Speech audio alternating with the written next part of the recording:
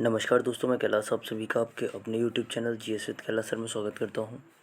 दोस्तों, जैसा कि आप जानते हैं, डेली रात को 9 बजे आपके लिए railway, SSC, TET, super TET आदि एग्जाम्स को ध्यान में रखते हुए सामान्य विज्ञान की सीरीज़ लाई जाती है, जिसका आज हम 33वां सेट डिस्कस करने वाले हैं। तो चलिए सीधे क्वेश्चंस की तरफ बढ़ेंगे। सभी लोगों के इन क्वेश्चंस के आंसर करने हैं और जिस किसी ने अभी तक चैनल को सब्सक्राइब नहीं किया है, सभी लोग चैनल को सब्सक्राइब कर देंगे।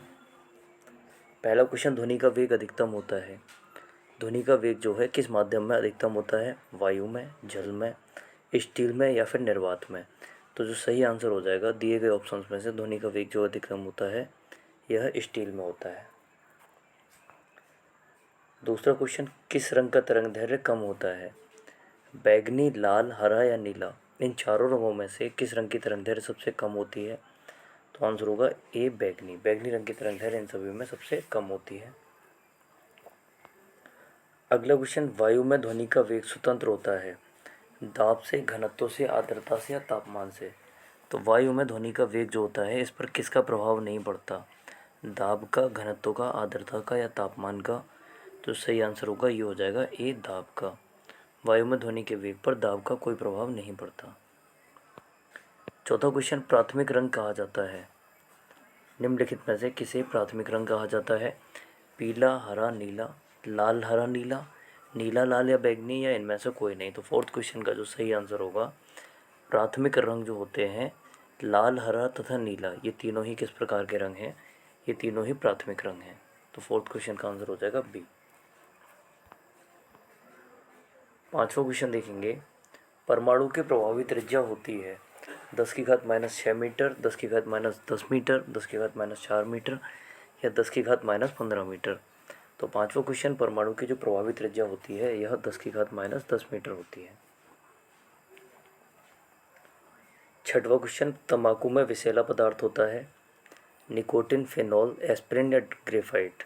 तो सिक्स क्वेश्चन, तंबाकू के अंदर पाया जाने वाला विषैला पदार्थ जो है इसे हम निकोटिन के नाम से जानते हैं। तंबाकू में निकोटिन पाया जाता है। सातवां क्वेश्चन, कैफीन कहाँ पाया जाता है? 17th क्वेश्चन जो है, कैफीन कहाँ पाया जाता है? तो कॉफ़ी में। आंसर होगा सी। आठवां क्वेश्चन देखेंगे, एक एवोगैड्रो संख्या का मान क्या होता है? पदार्थ की मात्रा को मोल में मापा जाता है और एक एवोगैड्रो संख्या जो एक मोल के बराबर होती है यह क्या होता है?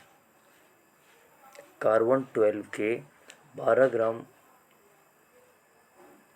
मिश्रण में कितना अणुओं की संख्या पाई जाती है? यह क्या कहलाता है? यह एवोगैड्रो संख्या कहलाती है और इसका जो मान होता है 6.022 इंटू 10⁻23 या फिर कहेंगे 6.023 गुणा 10⁻23। नींबू के रस का पीएच मान कितना होगा? नौवां क्वेश्चन है आपके सामने, नींबू के रस का पीएच मान कितना होता है? तो आंसर होगा 2.4। नींबू में कौन सा अम्ल होता है? निम्नलिखित में से कौन सा अम्ल है जो नींबू में पाया जाता है? टार्टेरिक, ब्यूटेरिक, साइट्रिक या फार्मिक? तो इसका जो सही आंसर होगा सी, साइट्रिक। नींबू में कौन सा अम्ल पाया जाता है? तो साइट्रिक अम्ल। 11वां क्वेश्चन, बॉक्साइट किसका महत्वपूर्ण अयस्क है? जिंक का, तांबे का, अभ्रक का या एल्यूमिनियम का? तो 11वां क्वेश्चन, बॉक्साइट किसका महत्वपूर्ण अयस्क है? आंसर होगा डी, एल्यूमिनियम का। बॉक्साइट जो है एल्यूमिनियम का महत्वपूर्ण अयस्क है। 12वां क्वेश्चन, पीतल की मिश्र धातु है। पीतल किसकी मिश्र धातु है? तांबे की, टिन की, तांबा और जस्ते की, जस्ता और एल्यूमिनियम की या तांबे और लोहे की?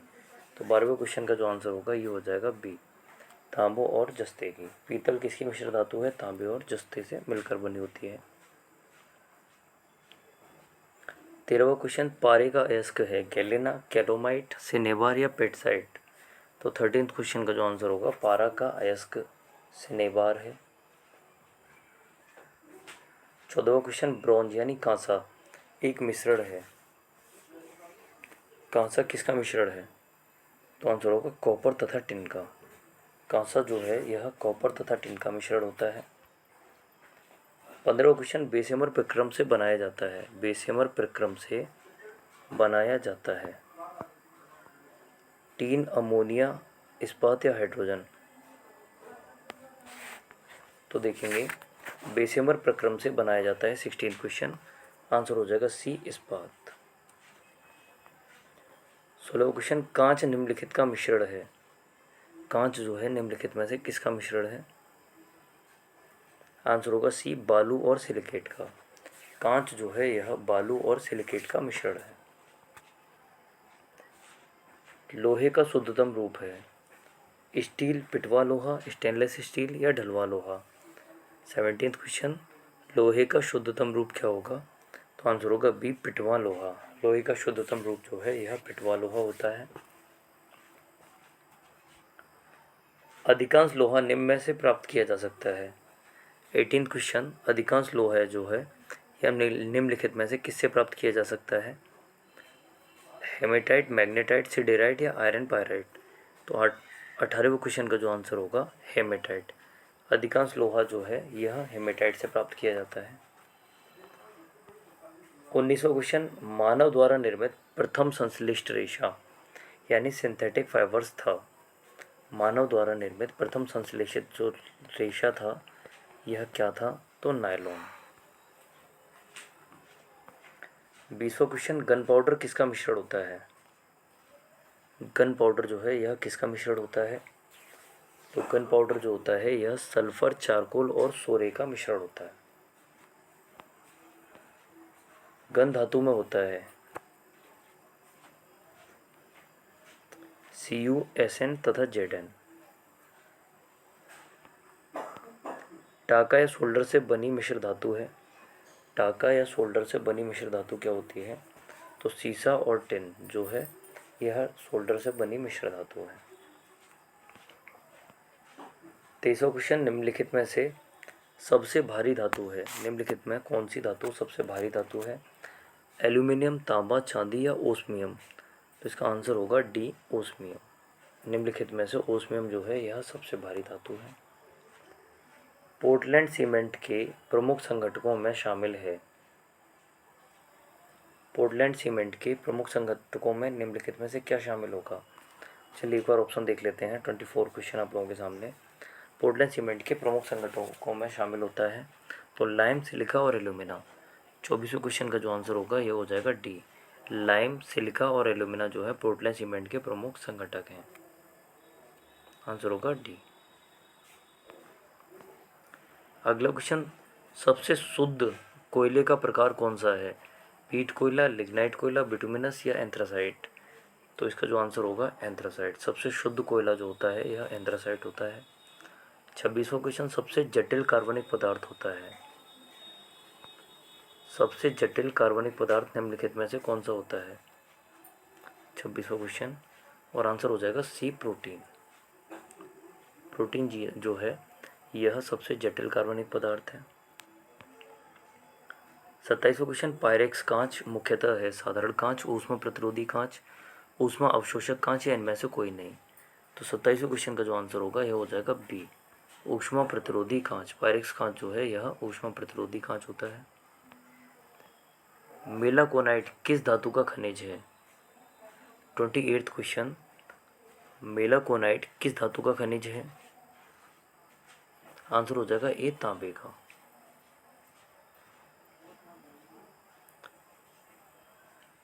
पेट्रोल का मुख्य संघटक होता है पेटेन, ऑक्टेन, मीथेन या हेक्सेन? 29वां क्वेश्चन, पेट्रोल का मुख्य संघटक ऑक्टेन होता है। गौ दूध में यानी गाय के दूध में पीलेपन का कारण है? गाय के दूध में पीलेपन का कारण क्या होता है? 30वां क्वेश्चन, आंसर हो जाएगा सी, कैरोटीन। 31वां क्वेश्चन, पेट्रोलियम में किसका जटिल मिश्रण होता है? पेट्रोलियम जो होता है यह किसका जटिल मिश्रण होता है? तो प्रोपेन और ब्यूटेन का। आंसर होगा ए, प्रोपेन और ब्यूटेन का। एसिड अम्ल बदलता है? एसिड अम्ल जो है यानी एसिड यानी जो अम्ल है यह नीले लिटमस को लाल लिटमस में बदल देता है। आंसर हो जाएगा ए। 33वां क्वेश्चन, स्वर्ण निम्नलिखित में से किस पदार्थ में घुल जाता है? सोना जो है निम्नलिखित में से किस पदार्थ में घुल जाता है? तो आंसर होगा सी, एक्वा रीजिया में। एक्वा रीजिया में। 34वां क्वेश्चन, एमिनो अम्ल बनते हैं, मिलते हैं। एमिनो अम्ल जो है यह किस में पाए जाते हैं? 34वां क्वेश्चन, आंसर होगा डी, प्रोटीन में। मानव शरीर में 20 प्रकार के एमिनो एसिड पाए जाते हैं जो प्रोटीन के निर्माण में सहायक होते हैं। एपीकल्चर किससे संबंधित है? एपीकल्चर जो है यह मधुमक्खी पालन से संबंधित है। 36वां क्वेश्चन देखेंगे, निम्नलिखित में से कौन विषाणु के द्वारा होने वाली बीमारी है? निम्नलिखित में से कौन सी है जो विषाणु के द्वारा होने वाली बीमारी है? आंसर होगा सी, पोलियो।